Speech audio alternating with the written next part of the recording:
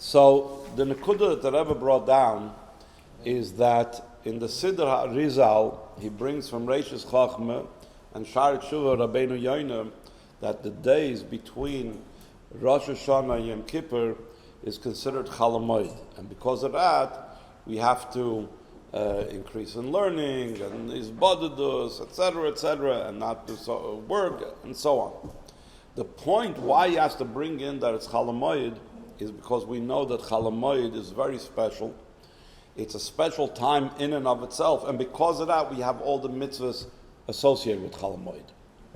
Just like Yom Tov is a special time, and because of that, we have all the things that we're not supposed to do, we're supposed to do on Yom Tov. So, just like Yom Tov is a time of Simcha, the same thing, Chol Hamoed is a time of Simcha. And just like the Yom Tov is before Chol Hamoed, and is at the end of Chol Hamoed, and therefore it surrounds the Chol Hamoed and brings it to a time of Simcha, the same thing, Chol Hamoed itself is a time of Simcha.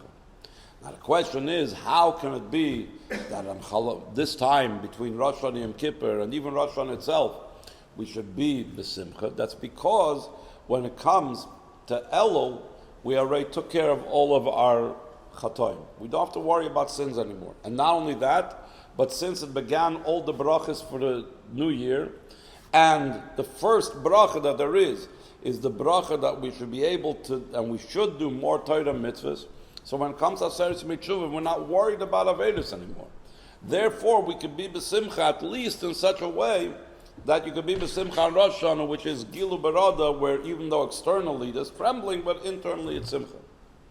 Still in all, we say Tachnun. Why do we say Tachnun?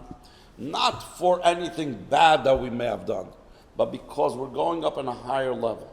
And because we're going in a higher level, things that were good enough for the previous level, we need to leave behind and go higher. Just like going from being in the field to going to Heichal Malchus. When we're in the field, you're not supposed to dress in a certain way because you're supposed to, al pidin, you're supposed to protect your clothes. So you're supposed to wear clothes for the field. But when you come into the royal palace, you're not supposed to wear those type of clothes, and you're not supposed to act in that type of way. So the same thing, what was good enough for Elul is not the same for Rosh Hashanah, Yom Kippur, and Aseret Shuvah. So therefore, when it comes to Aseret Shuvah, it's times of saying Tachnun, and because we're holding and going higher and higher up till the height of Yom Kippur, which is a conclusion of Rosh Hashanah, till Hoshana Rabbah and Shmini Atzeres, and so on. In a similar vein, that's the same idea of the yard site, which Vav Tishri is a yard site, that the Neshama has an aliyah, Shloi Ba'erech, such a very high aliyah when it comes to a yard site.